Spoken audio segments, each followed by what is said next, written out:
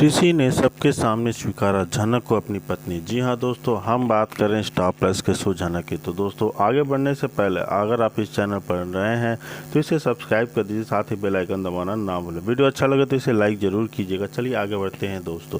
जैसे कि हम देख रहे हैं कि फूल ऋषि के लिए लेटर छोड़कर गई और पूरे परिवार में मचा हंगामा। वहीं दूसरी तरफ ऋषि ने सबके सामने फूल का हाथ पकड़ा और कहा, ये मेरी पत्नी है। जी हाँ दोस्तों, जैसे कि हम देख रहे हैं कि स्टार प्लस के शो में ये जाया धमाका देखने को मिल रहा है। ऋषि जो है वो सबके सामने फूल को, जो पुलिस वालों के सामने ऋषि को अपना पति स्वीकार करती है। ऐसे में अदिति को बहुत बड़ा झटका लग जाता है। तब जब कहती है कि मेरा पति मेरे मदद ने की है और यह जो है एक्सीडेंट मेरे चलते हुआ था। मैं गाँव से हूँ और मुझे नहीं पता कैसे रोड क्रॉस करना चाहिए। तभी उसके सामने गाड़ी से पीछे से आ गई और एक्सीडेंट हो गया। तो यह तो मेरी पति था जो मुझे उठाकर वहाँ से ले गया और जाकर हॉस्पिटल मेरा एडमिट कराया, इलाज कराया। नहीं तो दूसरा कोई होता तो मुझे वहीं पे छोड़ देता मेरी पति। ऐसे में ऋषि हैरान है कि यह क्या बोल रही है। ऐसे में बार बार पति जब बोलती है तो अदिति को बहुत बुरा लगता है कि तुम ऐसा क्यों बार बार बोलती हो।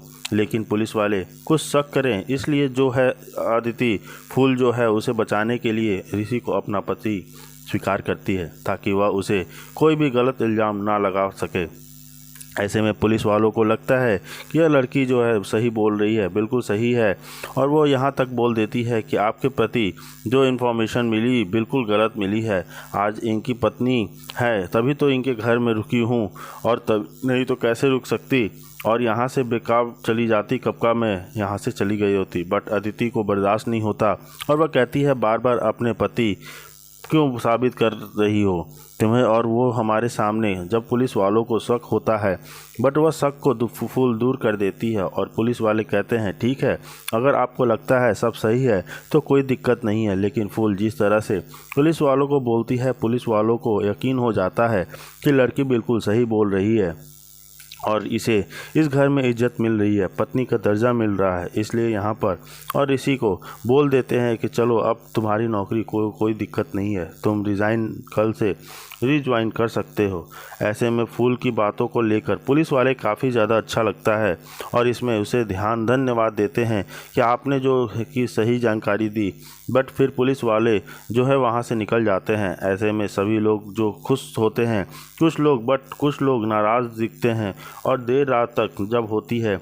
वहीं दूसरी तरफ दिखाई देता है कि जब फूल जो है एक चिट्ठी लिखकर और चिट्ठी लिखने के बाद दौरान अपनी माँ को याद करती है और वो काफ़ी ज़्यादा फिर से भावुक हो जाती है। जिस तरह से उसकी माँ जो है उसकी मदद करती थी, पर फूल वहाँ से जो भागने का प्लान कर लेती है और चिट्ठी वहीं पर रख कर वहाँ से निकल जाती है। दूसरी तरफ में अदिति घर में मायूस बैठी रहती है, लेकिन ऐसे में वहाँ पर उसकी माँ आ जाती है अर्शी और कहती है क्या हुआ बेटा, कोई बात हुआ है क्या, तुम बताया क्यों नहीं, तुम मुझे बताओ क्या बात है। तभी बोलती है माँ, बहुत बड़ा चीज़ हमने जो आज सामने आई है वो है जो ना फूल सबके सामने पुलिस वालों के सामने बोल दी है कि ऋषि मेरा पति है। ऐसे में जहाँ पर ऋषि कुछ बोलता मैं पहले ही वहाँ से बोल के वहाँ से चली आई, एक से बढ़कर एक लिस्ट, और तुम्हारे लिए बेटे उसके छोड़ दो और वहाँ से जहाँ तुमको एक लगे अच्छा शादी करो। वहाँ जहाँ अनिरुद्ध मना करता है कि नहीं ऐसे कैसे कर सकती है यह, और अनिरुद्ध वो पल को याद करता है कि अब जो है शायद यह भी मेरी बेटी है और वो भी मेरी ही बेटी है। तो दोनों के बीच हमारी पुरानी कहानी स्टोरी जो दोहराई जा रही है, जहाँ पर साफ साफ कहती है आप भी जो है हम बात करते हैं ऋषि के, वो ऐसा क्यों किया। अनिरुद्ध पहले फ़ोन लगाओ ऋषि को से पूछो। जहां अनिरुद्ध मजबूरन उसे फ़ोन लगाता है बट फ़ोन वो उठाता नहीं। इन लोग का शक और ज़्यादा बढ़ जाता है तो बहुत ज़्यादा गुस्से में होता है और आती है वहां से निकल जाती है अनिरुद्ध घर से के लिए। तभी इधर जो है ऋषि अपने परिवार वालों से बातचीत करता है कि आखिरकार अब हम क्या करें। अब वो जो गलती की है ना वो कोई गलती नहीं है, बिल्कुल सही की है। हमें बचाने के लिए उसने ऐसा किया है। अगर मेरे साथ ऐसा होता तो मैं शायद नहीं कर पाता हो सकता है। जहां मुखिया जी इस चीज़ को साबित करते हैं कि आप लोग उसकी सिर्फ नेगेटिविटी ढूंढते हैं, पॉजिटिविटी ढूंढिए, क्योंकि उसने इसे बचाने के लिए सारा चीज़ किया है। आप यह सोचते हैं कि नहीं, बस उल्टा सीधा बोलने लग जाते हैं। वह लड़की नहीं बोलती जो आज किसके प्रति कुछ और भी ठीक हो जाता, बैठ जाती। आज सब लोग जहां पर ऐसे बढ़कर एक तर्क देते हैं, बट मुखिया जी सपोर्ट करते हैं ऋषि को, और ऋषि को कहीं ना कहीं लगता है कि सही बोल रहे हैं। वहीं दूसरी तरफ कोई बात सुनने लगा है। ऐसे में वह पूछता है कि आखिर उसके साथ क्या हुआ था, कैसे हुआ था, वह कैसे है। तो बोलता है कि उसकी कंडीशन बिल्कुल भी ख़राब है, एकदम ख़राब है। लेकिन ऐसे पता चल जाता है कि ऋषि जो है एक कहानी बना देता है। उसके पिताजी ही नहीं है, पराशर जो बोलता है एक बार, लेकिन उसके पिताजी नहीं है। बेचारी अकेली, मतलब कि शहर में अभी तक वहाँ पर बातों ही बातों में जो है ना खुलासे कर देते हैं कि लोग कि उसकी जो है हालत जिस तरह से है वो दिखाई दे रही है, और जिस तरह से मेरी चलती हुई एक आँख के सामने आ रही है, जो मुझे गांव जाना पड़ेगा उसके घर वालों को बताने के लिए और उसके घर की सच्चाई को जानने के लिए। तो दूसरी तरफ दिखाया जाता है कि पुतुल भी कहती है कि अगर उसके आई बाबा कभी नहीं मिल पाएंगे तो वह बहुत ज़्यादा डिस्टर्ब हो जाएंगे, उनको मिलना चाहिए, आखिरी वक्त में उसके साथ होना चाहिए। तभी ऋषि वहाँ पर जो सोचने में मजबूर हो जाता है। यहाँ पर अनिरुद्ध बोस के सामने ऋषि एक सच्चाई कहता है। ये फूल की कहानी के बारे में यहाँ पर सोचने पर मजबूर हो जाता है अनिरुद्ध। वह सोचने लगता है कि किस तरह से वह लड़की मेरे घर आई थी और बोल रही थी, यानी कि वह फूल भी हिजू है जो झनक की बेटी है। मैंने ही पहले सोचा था, लेकिन आज हकीकत बदल चुका है।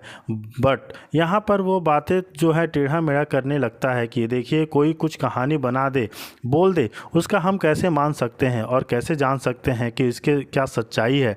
जी हाँ दोस्तों, नहीं पता उसके पिता कौन हैं, यकीन नहीं कर सकते हैं कि नहीं जो उसकी माँ पर और ना ही उसकी लड़की पर। ज़माना कुछ बदल जा चुका है। लेकिन यहाँ पर जो है मुखिया जी कहते हैं कि कुछ भी हो जाए अनिरुद्ध जी, लेकिन ऋषि को तो जाना चाहिए गांव में।